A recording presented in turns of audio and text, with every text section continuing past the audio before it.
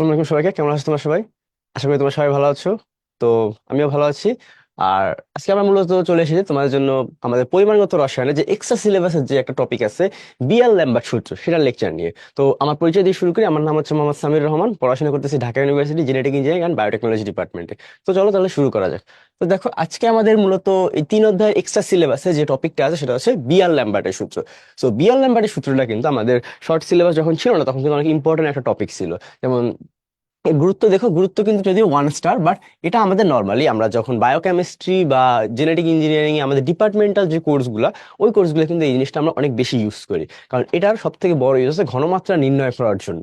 তো আসো দেখা নেওয়া যাক। তো আজকে আমরা মূলত এটা নিয়ে আলোচনা করবো। তো দেখো, বিগত বছরগুলো যদি আমরা একটু আলোচনা করি, তাহলে প্রত্যেকটাই কিন্তু কোনো না কোনো বছর কোশ্চেনে আসছে। দেখো এই যে 17-18-তে আসছে, 16-17-তে আসছে, 15-16-তে আসছে। সো এটা কিন্তু প্রায় আসা একটা কোশ্চেন। তো আসো আমরা একটু এটা নিয়ে আলোচনা করা যাক। সো ফার্স্টে কথা হচ্ছে যে বিএল ল্যাম্বার্ট সূত্রটা আমরা কেন অ্যাপ্লাই করি। সো বিএল ল্যাম্বার্ট সূত্রটা মূলত আমরা অ্যাপ্লাই করি ঘনমাত্রা নির্ণয় করার জন্য। এখন তোমরা চিন্তা করতে পারো যে ভাই, ঘনমাত্রা নির্ণয় করার তো আরো মেথড আছে, যেমন জারণ বিজারণ আছে, নর্মাল যে মোলার ঘনমাত্রার সূত্র আছে, সেই সূত্র দ্বারা আমরা তো ঘনমাত্রা নির্ণয় করতে পারি। তাহলে এই সূত্রটার দরকারটা কি? জিনিসটা হচ্ছে যে ওই সূত্র দ্বারা তুমি ঘনমাত্রা নির্ণয় করতে পারো, বাট ওই যে সূত্রটা, ওই সূত্রটা একটু ত্রুটিপূর্ণ, মানে ত্রুটিপূর্ণ বলবো না, মানে ওর মাধ্যমে একদম প্রিসাইজলি বা একদম সঠিকভাবে ঘনমাত্রাটা নির্ণয় করা যায় না। যেমন আমরা যখন ডিএনএ আরএনএ এদের ঘনমাত্রা নিয়ে কাজ করি, তখন খুবই সূক্ষ্ম মান আসে, মাইক্রোমিটার বা ন্যানোমিটার স্কেলে মান আসে। তো ওই সূক্ষ্ম লেভেলে মান বের করার জন্য আমাদের মূলত সব থেকে সূক্ষ্ম একটা পদ্ধতি দরকার হয়। তো সেটাই হচ্ছে আমাদের এই যে বিএল নাম্বার সূত্রের মাধ্যমে ঘনমাত্রা নির্ণয় করার পদ্ধতি। সো আমরা বিএল নাম্বার সূত্রটা কখন ইউজ করি? মূলত ঘনমাত্রা নির্ণয় করার জন্যই ব্যবহার করি। সো এখন দেখো যে এখানে করা হয় কি, মানে মেথডটা একদম সিম্পল। যেমন ঘনমাত্রা নির্ণয় করার ক্ষেত্রে আমরা কি করি, যে S is equal two 1000 W/mv, এই টাইপের সূত্র ইউজ করি। বা জারণ বিজারণের সময় ঘনমাত্রা নির্ণয় করার সময় আমরা কি করি, আমরা একটা জানা দ্রবণের ঘনমাত্রার মাধ্যমে অজানা দ্রবণের ঘনমাত্রাটা বের করি, মানে একটা কেমিক্যাল রিয়াকশনের মাধ্যমে বের করি। এখানে করা হয় কি, আলোর মাধ্যমে বের করা হয়। মনে করো একটা পুকুরে পানি আছে। এখন তোমরা অনেক জানো যে বিদেশে অনেক লেক এমন আছে, যে লেকের পানি একদম ক্রিস্টাল ক্লিয়ার, একদম তলদেশে যে পাথর আছে বা মাটি আছে সেগুলো কিন্তু দেখা যায়। আবার মনে করো অনেক পুকুর আছে এরকম, যেখানে শ্যাওলা থাকে অনেক বা প্ল্যাংটন থাকে। এর ফলে কি হয়, ওদের ঘনমাত্রাটা অনেক বেড়ে যায়। মানে তুমি যদি হালকা হাত ডুবাও, হাত ডুবালে কিন্তু একদম নিচেরটা দেখা যায় না, মানে তোমাদের হাতে তালুটা দেখা যায় না। তো এই যে দুইটা জিনিস, মানে কি, এক জায়গায় তোমার বস্তু বেশি বা ঘনমাত্রা বেশি পানিতে, আর এক জায়গায় ঘনমাত্রা কম। তাহলে চিন্তা করো যে যার মধ্যে দিয়ে তুমি দেখতে পারলা হাতটা, এর মানে কি আলো চলাচল করতে পারে। আর যেখানে তুমি হাতটাকে দেখতে পেলা না, এর মানে কি সেখানে আলো চলাচল করতে পারে না। তো এই যে দুইটা প্রপার্টিস এর ভিত্তিতে আমরা মূলত ঘনমাত্রাটা নির্ণয় করে থাকি। যে আলো কতটুকু গেল, মানে আমি কতটুকু আলো দিলাম আর কতটুকু আলো বের হলো, এর তুলনা করার মাধ্যমে আমরা যখন ঘনমাত্রাটা বের করতে পারি, সেটাই হচ্ছে আমার বিয়ার ল্যাম্বার্টের সূত্র। তো আসো, এখন যেহেতু আলো ব্যবহার করা হয়, আমরা একটু আলো সম্বন্ধে একটু জেনে নিই। দেখো, আমরা এখানে নর্মালি কোনটা ব্যবহার করি, আমরা এখানে নর্মালি একবর্ণী আলোটাকে ব্যবহার করি।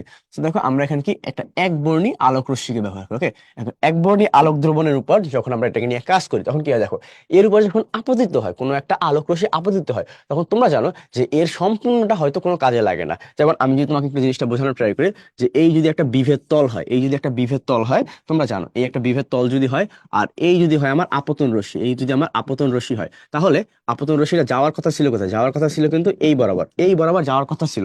কিন্তু সে হয়তো একটু প্রতিসরিত হয়ে যায়, মনে করো যদি হালকা মাধ্যম থেকে ঘনমাত্রা হয়, তাহলে একটু প্রতিসরিত হয়ে এদিকে চলে যায়। এখন তোমরা জানো প্রতিসরণের পাশাপাশি আরো কিছু কাহিনী ঘটে। প্রতিসরণের পাশাপাশি কি কি ঘটতে পারে? প্রতিসরণের পাশাপাশি একটা সার্টেন অ্যামাউন্ট আবার প্রতিফলিত হয়ে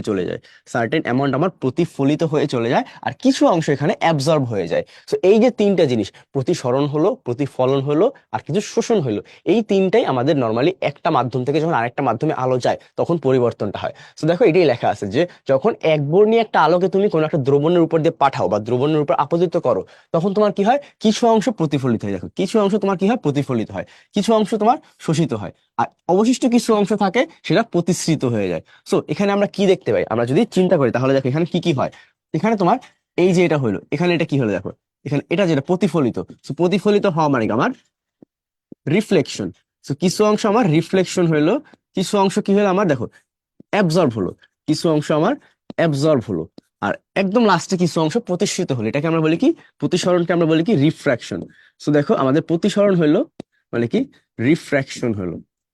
তাহলে তুমি এখানে 3 ধরনের পরিবর্তন পাও। আলো তুমি যেটা পাঠাও, তার কিছু অংশ প্রতিফলিত হয়, কিছু অংশ প্রতিসরিত হয়, আর কিছু অংশ শোষণ হয়। তো এর ভিত্তিতে আমরা বলতে পারি দেখো তোমার যদি তুমি যে আলোটা পাঠাইছো তার তীব্রতা যদি হয় আই নট, মূল আলোর তীব্রতা যদি আই নট হয়, তাহলে আমরা দেখতে পাই যে এই যে কিছু অংশ প্রতিসরিত হইলো, কিছু শোষণ হইলো, আর কিছু প্রতিফলিত হইলো। তো তিনটা পার্ট, প্রতিফলিত, শোষিত আর প্রতিসৃত, তিনটার কম্বিনেশন হচ্ছে আমাদের আলোটা।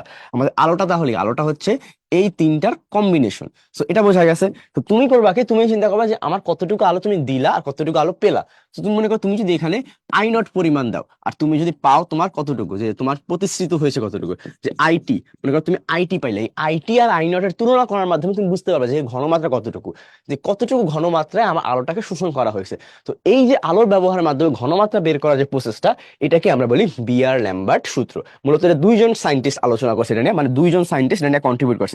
একজন হচ্ছে কি সায়েন্টিস্ট, একজন হচ্ছে বিজ্ঞানী বিয়ার, আরেকজন হচ্ছে কি বিজ্ঞানী ল্যাম্বার্ট। এই দেখো এই দুই সায়েন্টিস্ট মূলত এটা নিয়ে গবেষণা করছে। এই যে লেখা আছে দুইজন সায়েন্টিস্ট গবেষণা করছে। তো এটাকে কিন্তু একজনের মতবাদ হিসেবে গোলাই ফেলা যাবে না। দুইজন সায়েন্টিস্ট আলাদা আলাদা ভাবে দুইটা জিনিস নিয়ে আলোচনা করছে, পরবর্তীতে দুইটাকে এক করে একত্রে বিয়ার এবং ল্যাম্বার্টের সূত্র নামে চালিয়ে দেওয়া হয়েছে। সো আসো এটা নিয়ে একটা আলোচনা করা যাক তাহলে আমাদের। সো ফার্স্ট অফ অল দেখো এরা কোন কোন জিনিসটাকে ফোকাস করছে, কোন কোন জিনিসটাকে ফোকাস করে এরা আগাইছে। দেখো এরা মূলত দ্রবণের ঘনমাত্রা এবং দ্রবণের যে পুরুত্ব, দ্রবণের ঘনমাত্রা এবং পুরুত্বের সাথে আলোকরশ্মির তীব্রতার যে পরিবর্তনটা সেটাকে তারা ট্রেস করছে। তো তারা আসলে কোনটাকে ইউজ করছে, তারা আসলে যে আমাদের যে পুরুত্বটা, মানে ঘনমাত্রা, তুমি চিন্তা করো একটা দ্রবণের মধ্যে দিয়ে যাবে, তুমি চিন্তা করো তোমার যদি এরকম একটা মানে দ্রবণ হয়, মনে করো একটা পাইপের কথা চিন্তা করো, যে এই হচ্ছে তোমার একটা নল। তো চিন্তা করো তুমি এই নল বরাবর যখন আমার যাবে দ্রবণটাকে, আলোটাকে তুমি যাবে এখান থেকে, তুমি তাহলে কি করলো, তুমি এখান থেকে আলো পাঠাইলা। তুমি যখন এখান থেকে আলো পাঠাবা, মনে করো তুমি আলোটাকে এই বরাবর পাঠালো, ওকে, আলো এই বরাবর পাঠালা, আলো এখান থেকে বের হয়ে গেল। তো তুমি যখনই আলো পাঠালা আর আলোটা বের হয়ে গেল, মনে করো তুমি এখানে পাঠাইছো আই নট তীব্রতার আলো পাঠাইছো, তুমি এখান থেকে পেলা কি, আই তীব্রতার আলো পেলা। তো তুমি যেটা পেলা পাঠাইছো সেটা পাবা না অবশ্যই। তো মনে করো এটা তোমার এল দৈর্ঘ্যের একটা, মনে করো তুমি এটাকে কি নিলা, তুমি এটাকে এল দৈর্ঘ্যের একটা পাইপ নিলা। মনে করো তোমার পাইপের দৈর্ঘ্যটা কত, পাইপের দৈর্ঘ্যটা মনে করো তোমার এখানে এল। তো তোমার পাইপের দৈর্ঘ্যটা মনে করো এখানে এল দৈর্ঘ্যের তুমি একটা পাইপ নিলা, আর পাইপের মধ্যে মনে করো সি ঘনমাত্রা একটা দ্রবণ আছে। এখন তুমি চিন্তা করো, তুমি ঘনমাত্রাটাকে যদি ফিক্স রাখো, ঘনমাত্রাটাকে ফিক্স রাখলা, এরপর এলটাকে বাড়ালা কমালা, এলটাকে বাড়ালা কমালা, তাহলে কি যদি বেশি দূরত্ব হয় তাহলে কি অবশ্যই আমার এখানে আই এর মানটা কমবে।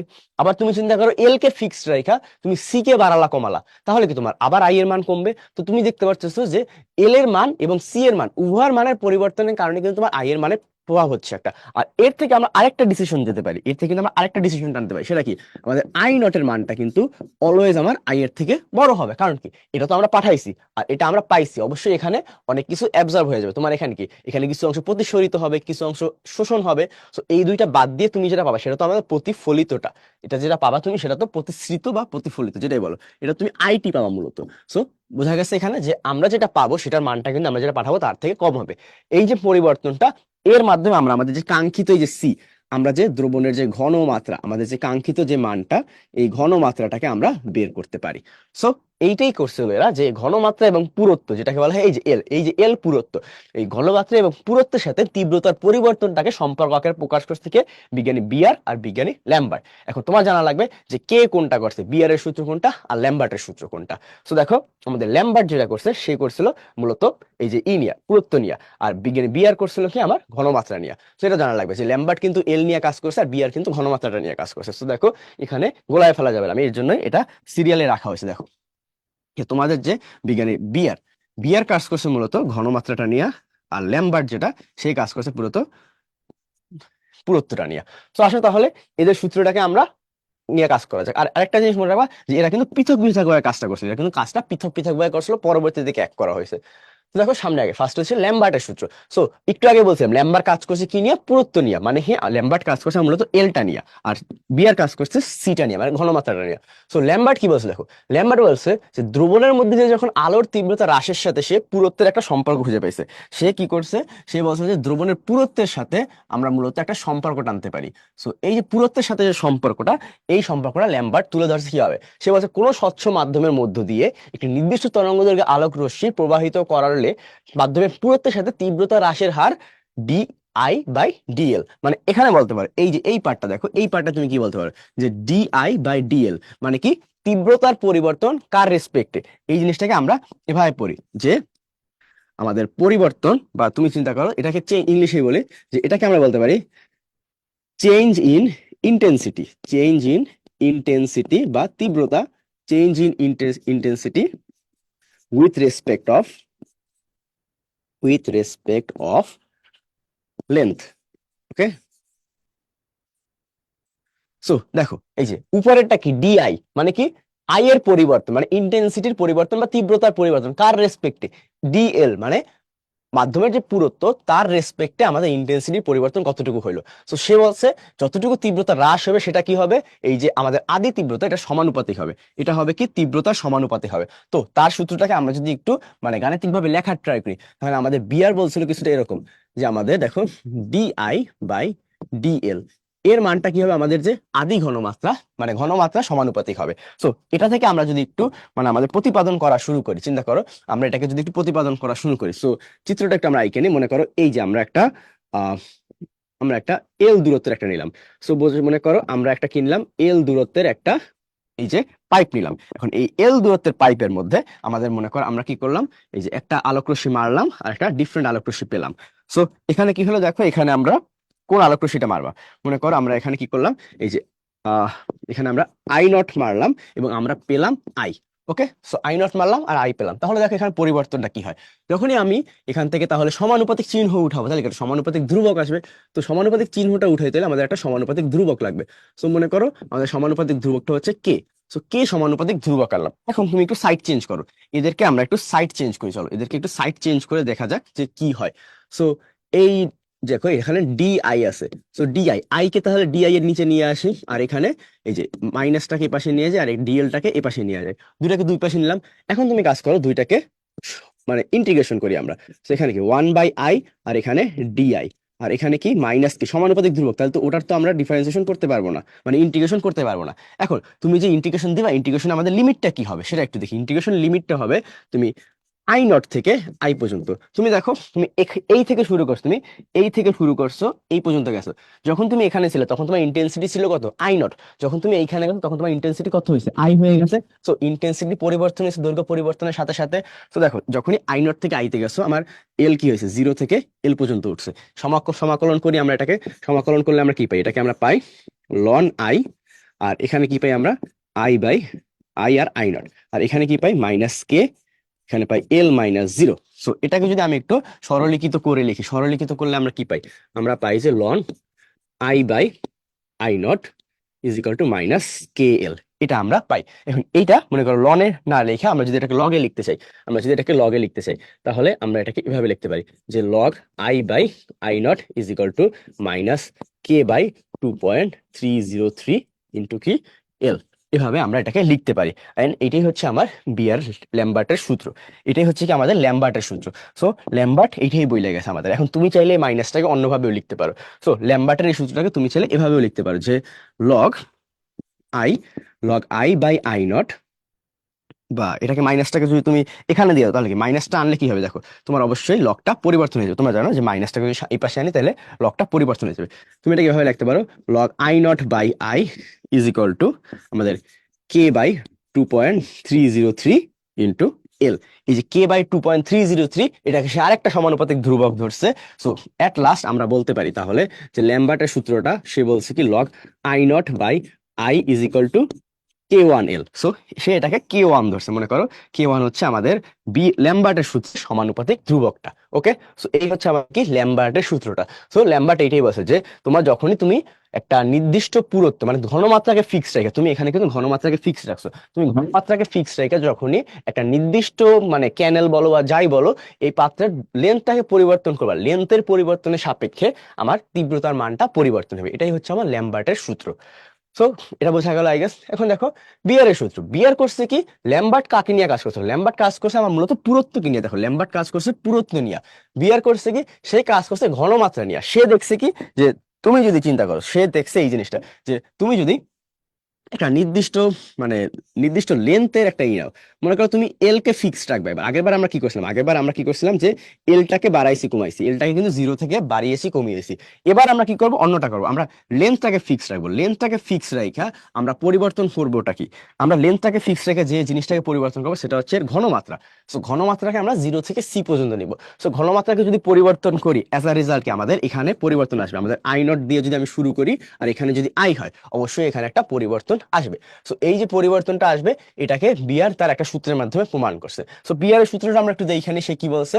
সো ফার্স্ট অফ অল যে আমাদের নর্মাল ডিটেলস এর আলোচনা, যে বিয়ারের সূত্রে সে কি নিয়ে কাজ করছে, সে দ্রবণের ঘনমাত্রার পরিবর্তনটাকে নিয়ে কাজ করছে, আর এটাকে সে সূত্রের মাধ্যমে প্রমাণ করছে। সূত্রটা কি ছিল, কোন দ্রবণের মধ্য দিয়ে, আর এটা মনে রাখবা যে কোন স্বচ্ছ দ্রবণের, ওকে এটা একটু মনে রাখবা, কোন স্বচ্ছ দ্রবণের, তোমার দ্রবণটা কিন্তু, আচ্ছা স্বচ্ছ না লিখি, কোনো দ্রবের দ্রবণ, আচ্ছা কোনো সার্টেন দ্রবণের, ওকে কোনো সার্টেন দ্রবণ, তোমার দ্রবটা কিন্তু সার্টেন দ্রবণ। দ্রব চেঞ্জ করলে কিন্তু আবার ইন্টেন্সিটি চেঞ্জ হবে, কারণ চিন্তা করো একটা দ্রবের আণবিক ভর আছে। তোমার মনে করো তুমি যখন সোডিয়াম ক্লোরাইড নিয়ে কাজ করবা, তার 1 মোলের ভর কত, 36।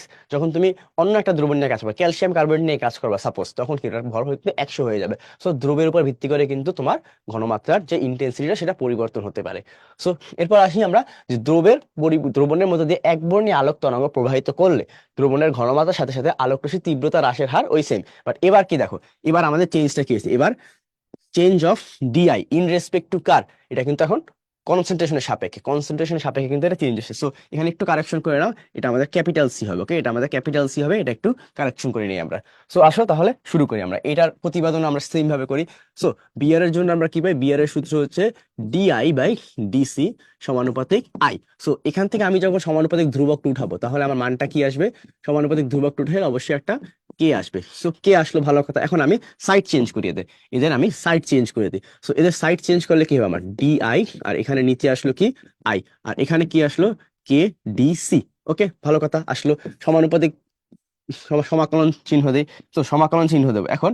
তাহলে এখানে আমরা কি দিতে পারি, অবশ্যই ঘনমাত্রাকে আমরা 0 থেকে সি পর্যন্ত নিছি, আর আই এর মানটা কি তাহলে আই নট থেকে আই পর্যন্ত উঠছে। সো ভালো কথা উঠলো। সো এটা করলে কি হয় আমাদের আগের মতো ln I. So ln I কে যদি আমরা ইন্টিগ্রেশন করি, তাহলে আই বাই আই নট, আর এখানে কি মাইনাস কে সি মাইনাস 0, এই পরিবর্তনটা আমার হলো। তো এখানে আমি এটাকে কি বলতে পারি, এখানে আমি বলতে পারি ln I by I not is equal to minus K C. So এই হচ্ছে আমার বিআর এর সূত্রটা। এখন বিআর এর সূত্রটাকেও আমরা ল্যাম্বার্টের সূত্রের মতো একটু ঘোরাই ফেরাই লিখতে পারি। সেটা কিভাবে, তুমি যদি মাইনাসটাকে সামনে আগায় দাও, তাহলে এটা কি হয়ে যাবে, আগে আগে এটা ln I not by I হয়ে যাবে ইজ ইকুয়াল টু কি আমার কেসি। ওকে কেসি আনলাম, কোনো সমস্যা নেই। কেসি আনার পর তুমি চিন্তা করো, তুমি এই যে মানটা, তুমি এটাকে আরেকটু চেঞ্জ করি আমরা, চলো। সেটা হচ্ছে এইটাকে লনটাকে তুমি যদি লগ আকারে লেখো, সো লগ আকারে লিখলে কি হয়, লগ আকারে লিখলে আমি লিখতে পারি log I not by I is equal to K divided by 2.303 C. So at last এই সূত্রটাকে আমি মডিফাই করে কি লিখতে পারি, এই সূত্রটাকে আমি যদি মডিফাই করে লিখি, তাহলে আমি লিখতে পারি যে log I not by I is equal to K two C. So এটাকে আমি কে টু সি ধরলাম। সো এই হচ্ছে আমার বিআর এর সূত্রটা। সো বিআর এর সূত্রটা কি, log I by I not is equal to K two C. আর ল্যাম্বার্টের সূত্রটা কি ছিল, log I by I not is equal to K one L, একটা এল আর একটা সি, একটা পুরুত্বের সাপেক্ষে আর একটা ঘনমাত্রার সাপেক্ষে। সো এই ছিল আমাদের বিআর এর সূত্র আর ল্যাম্বার্টের সূত্র। এই দুইটা কিন্তু যদি আমরা সমন্বয় করি, সো আমরা বিআর এর সূত্র আর ল্যাম্বার্টের সূত্রটাকে একটু এক করার ট্রাই করে আসো। সো আমরা বিআর এর সূত্র থেকে কি পাই, সো আমরা দেখতে পারি যে আমাদের যে বিআর এর সূত্র, একটু আগে আমরা বিআর এর সূত্রটা আলোচনা করছি, সেখানে আমরা কি বলছি, log I by I not is equal to K two C.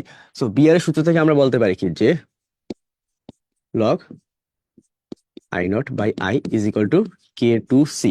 Okay, আর ল্যাম্বার্টের সূত্রে কি, log I not by I is equal to K one L. So আমরা ল্যাম্বার্টের সূত্রটা লিখতে পারি, আমাদের যে ল্যাম্বার্টের সূত্র। সো বিআর এর সূত্রটা লিখলাম আমাদের এখন, আচ্ছা আমাদের ল্যাম্বার্টের সূত্র। সো ল্যাম্বার্টের সূত্রটাকে আমরা কি লিখতে পারি, ওই সেম ভাবে লিখতে পারি। সেটা হচ্ছে কি আমাদের যে log I not by I is equal to K one L. So এটাকে তুমি 1 নাম্বার দাও, আর এটাকে তুমি 2 নাম্বার দাও। সো 1 আর 2, দুইটা সূত্র পেলাম। দুইটা সূত্রকে তুমি যদি একসাথে হিসাব করতা, তুমি তো একবার সি কে ফিক্স রেখা কে কে নিয়ে কাজ করছো, মানে সি ফিক্স রেখা এল নিয়ে কাজ করছো, আরেকবার কি এল ফিক্স রেখা সি নিয়ে কাজ করছো। তুমি যদি দুইটাকে একসাথে নিয়ে কাজ করতা, তাহলে আমরা 1 আর 2, এই দুইটা হতে পেতাম কি, এই দুইটা হতে আমরা পেতাম যে যে দুইটাকে নিয়ে যদি আমরা কাজ করতাম, আমরা যদি দুটোকে একসাথে নিয়ে কাজ করবো, মনে রাখবা এটা কিন্তু আমি দুইটাকে একসাথে করতেছি না, আমি জাস্ট পার্সপেক্টিভটা বোঝানোর ট্রাই করতেছি তোমাকে। আমি কিন্তু দুইটাকে একসাথে যোগ করতেছি না, গুণ করতেছি না, ভাগ করতেছি না, কিছুই করতেছি না। আমি বলছি যে এল ও সি একসাথে বিবেচনা করলো, ওকে? আমরা যদি এল ও সি একসাথে বিবেচনা করতাম, তো এটাকেও গোলাই ফেলবা না যে আমি হয়তো দুইটাকে একসাথে নিয়ে কোনো কাজ করতেছি, গুণ করতেছি বা ভাগ করতেছি, আমি কোনোটাই করতেছি না। আমি জাস্ট দুইটাকে একসাথে নিয়ে কাজ করছি। যদি আমি দুইটাকে একসাথে নিয়ে কাজ করতাম, তাহলে আমার মানটা কি আসতো? আমার মানটা আসতো কিছুটা এরকম, log I not by I is equal to, দেখো, K1 K2 LC, এই জিনিসটা আসতো আমার। এখন এই যে জিনিসটা দেখো, এই যে আমাদের পরিবর্তনটা, এখানে দেখো একটা জিনিস আসলো কি, K1 K2, এই যে K1 K2 এটা কি আমার দুইটা ঘনমাত্রার, মানে দুইটা কি, দুইটা সমানুপাতিকের ধ্রুব গুণফল না? সো K1 K2 এটাকে আমরা আবার এপসাইলন আকারে লিখি, এটাকে আমরা এপসাইলন আকারে লিখি। এখন এপসাইলন নট, এই যে এপসাইলন, এটাকে আমরা কি বলি? এটাকে আমরা বলি মোলার শোষণ গুণাঙ্ক। এটাকে আমরা কি বলি? এটাকে আমরা আমাদের মোলার শোষণ গুণাঙ্ক বলে থাকি। সো এটা একটু মনে রাখবা যে আমরা এই যে দুইটা সমানুপাতিক ধ্রুবক K1 আর K2 এর জায়গায় কি বসাতে পারি? এপসাইলন বসাতে পারি, যেটাকে আমরা বলি মোলার শোষণ গুণাঙ্ক। সো এই সূত্রটাকে আমরা আরেকভাবে লিখতে পারি, log I not by I is equal to epsilon E C. Okay, epsilon E C. So এখানে দেখো এটাকে এভাবে আমরা বলতে পারি। এখন দেখো এই যে log I by I not, এটারও আমরা একটা মান দিছি। এই যে log I by I not, এটাকে আমরা মাঝে মাঝে অন্য একটা ধরি, যে দেখো এখানে লিখে দিই যে log I not by I, এটাকে আমরা কি ধরতে পারি? এটাকে আমরা মাঝে মাঝে এ ধরি। মানে এটা মানে কি, এ হচ্ছে আমার অ্যাবজর্বেন্স, মানে কতটুকু এখানে অ্যাবজর্ব হলো, ওকে? যে কতটুকু আই অ্যাবজর্ব হলো সেটা আমরা বের করতে পারি এখান থেকে।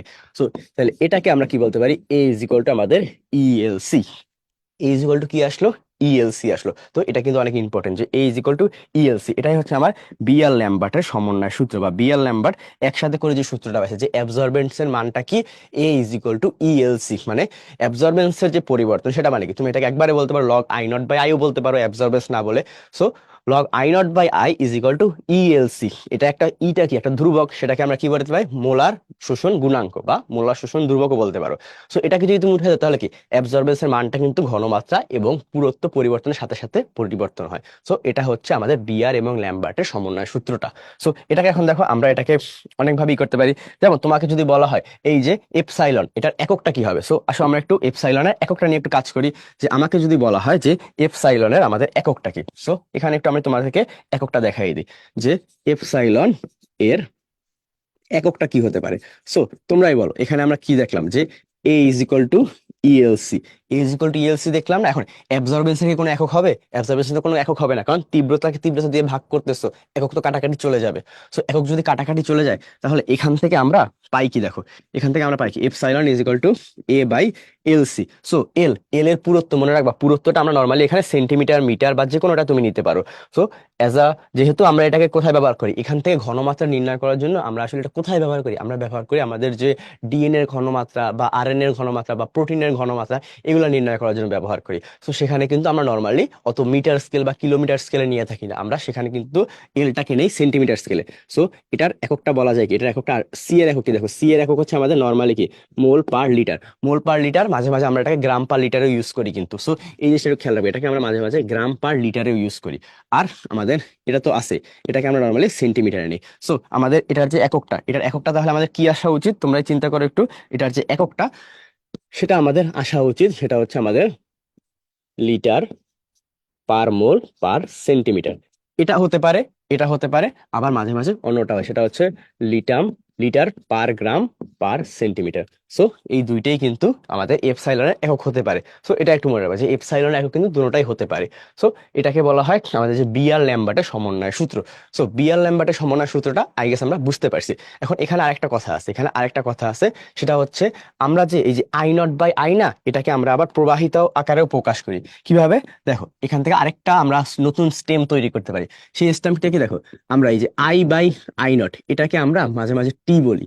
এই টিটাকে বলা হয় কি, এই টিটাকে বলা হয় ট্রান্সমিশনস। ওকে, এখন ট্রান্সমিশনস কথাটা তো অনেক খটকা শোনায়। ট্রান্সমিশনস কথাটার মেইন কথা কি? ট্রান্সমিশনস মানে হচ্ছে আমাদের প্রবাহিতা।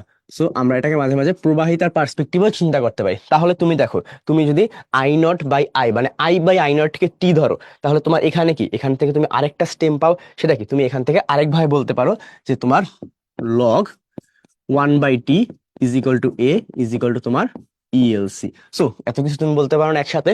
সো অ্যাজ আ ফাইনাল আমি যদি তোমাকে বলতে চাই যে বিএল ল্যাম্বার্টের সমন্বয় সূত্রটা কি, তোমাকে আমি অ্যাজ আ ফাইনাল সূত্রটা বলতে পারি যে দেখো এটাকে তুমি বলতে পারো যে log I not by I is equal to A is equal to minus log T is equal to ELC. Okay, বা এপসাইলন এলসি। এখন দেখো এই যে log 1/t, এটাকে তুমি কি মাইনাস লগ টি লিখতে পারো না? পারো অবশ্যই। সো এইটা ইজ ইকুয়াল টু এইটা ইজ ইকুয়াল টু ইএলসি। সো একদম লাস্টে আমি যদি তোমাকে বলি যে বিআর ল্যাম্বার্টের সূত্র আমি যদি তোমাকে একদম লাস্টে বলি, তাহলে সেটা কোনটা? তুমি এই সূত্রটাকে ইউজ করে যে কোনো ম্যাথ করতে পারবা। ওকে, এই হচ্ছে আমাদের বিআর ল্যাম্বার্টের সমন্বয় সূত্রটা। সো আসো বিআর ল্যাম্বার্টের সমন্বয় সূত্রটা বোঝা গেল। তো দেখো বিএল ল্যাম্বার্টের সূত্রের প্রয়োগটা করি কি আমরা। সো ফার্স্টে তোমাকে একটা বলে দিচ্ছি যে তোমার এটার মেইন প্রয়োগটা কোথায়। বিএল ল্যাম্বার্ট সূত্রের মেইন প্রয়োগটা আমরা কোথায় করি? এটার মেইন প্রয়োগটা আমরা যেখানে করি সেটা হচ্ছে ঘনমাত্রা নির্ণয়। এটা মনে রাখবা, ঘনমাত্রা নির্ণয়। সো ঘনমাত্রা নির্ণয়ে আমরা এটার ব্যবহার করে থাকি। আর একটা জিনিস, বিএল ল্যাম্বার্ট সূত্রটা মানে বিএল ল্যাম্বার্টের যে প্রয়োগটা আমরা করলাম, একটা পাত্রে যে নিলাম, মনে করো পাত্রের ছবিটা যদি তোমার দেখি একটু এই স্লাইডে আইকে দিই, তো মনে করো এই যে এরকম তুমি একটা পাত্র নিলা বা মনে করো একটা নল নিলা বা কিছু একটা নিলা এখানে। সো এই নল থেকে তুমি যখন এটা সি ঘনমাত্রার নিলা আর এই নলের দৈর্ঘ্যটা যখন এল হইলো, তখন তুমি এখানে করলা কি, তুমি এখানে তোমাদের যে একটা এখান থেকে একটা আলো পাঠাইলা আর এখান থেকে একটা আলো বের হইলো। তো এই যে আলো পাঠাইলা আর আলো বের হইলো, এখান থেকে পাঠাইছো তুমি কত, তুমি এখান থেকে পাঠাইছো I0, তুমি এখানে পাইছো আই। তো এই যে এইটার মাধ্যমে তুমি যে সূত্রটাকে প্রমাণ করলা, এটা মনে রাখবা আমরা অলওয়েজ ক্রোমোফোর দ্বারা করে থাকি। ওকে, এখানে মোটামুটি একটা জিনিস ইউজ করি, সেটাকে বলা হয় ক্রোমোফোর। এখন তোমাদের কথা হচ্ছে এই ক্রোমোফোর জিনিসটা কি। সো ক্রোমোফোর হচ্ছে এমন যৌগ, তো দেখো আমি একটু লিখে নিই যে ক্রোমোফোর এই জিনিসটা আসলে কি। ক্রোমোফোর হচ্ছে এমন যৌগ যেখানে দ্বিবন্ধন থাকে অথবা ত্রিবন্ধন থাকে অথবা লোন পেয়ার ইলেকট্রন থাকে। ওকে, ক্রোমোফোর হচ্ছে কি দ্বিবন্ধন, ত্রিবন্ধন বা লোন পেয়ার ইলেকট্রন থাকে এমন এমন যৌগ। কারণ এমন এমন যৌগ তুমি যখন আলো পাঠাবা, এরা আলো অ্যাবজর্ব করবে, একটা অ্যাবজর্বেন্সের মান দিবে। ওকে, সো নর্মালি আমরা যে জৈব যৌগগুলো ইউজ করি তাদের মধ্যে কিন্তু এই জিনিসটা থাকে। সো আসো আমরা একটু দেখে নিই তাহলে আমাদের বিএল ল্যাম্বার্ট সূত্রের প্রয়োগটা কোথায় হয়। ফার্স্ট অফ অল, কোনো ওষুধের নির্দিষ্ট ঘনমাত্রার দ্রবণে কি পরিমাণ মূল উপাদান উপস্থিত, মানে তোমার ওষুধের যে মেইন জিনিসটা, মানে যেমন আমরা যে বলি নাপা, নাপা ওষুধটা আসলে তো নাপা নামে পরিচিত না। নাপাটাকে আসলে বৈজ্ঞানিক ভাবে যদি বলি, এটা হচ্ছে প্যারাসিটামল ওষুধ বলি আমরা। সো নাপায় প্যারাসিটামলের পরিমাণ কতটুকু, যেমন দেখো না বলা থাকে না 500 mg নাপা বা 650 mg নাপা। সো এই যে এমজিটা কি, মানে কি এই যে এমজিটা আমরা নির্ণয় করি যে এই এত এমজির, মানে 10 mg ওষুধ, 20 mg ওষুধ, 25 mg ওষুধ বা 100 mg ওষুধ।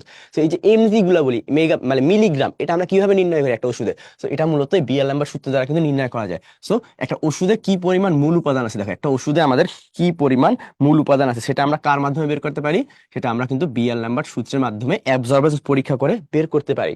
এরপর দেখো জৈব অজৈব উপাদানের পরিমাণ নির্ণয় করে। ওকে, তো দেখো জৈব অজৈব উপাদানের পরিমাণ, তো এখানে দেখো so তোমার জৈব অজৈব পরিমাণের উপাদান যেটা, সেটাও কিন্তু তুমি নির্ণয় করতে পারো কি এই অ্যাবজর্বেন্সের মাধ্যমে। সো এটাও কিন্তু একটা মেজর পার্ট যে তুমি কিন্তু জৈব অজৈব পদার্থের পরিমাণটাও নির্ণয় করতে পারো এই বিএল নাম্বার সূত্রের মাধ্যমে।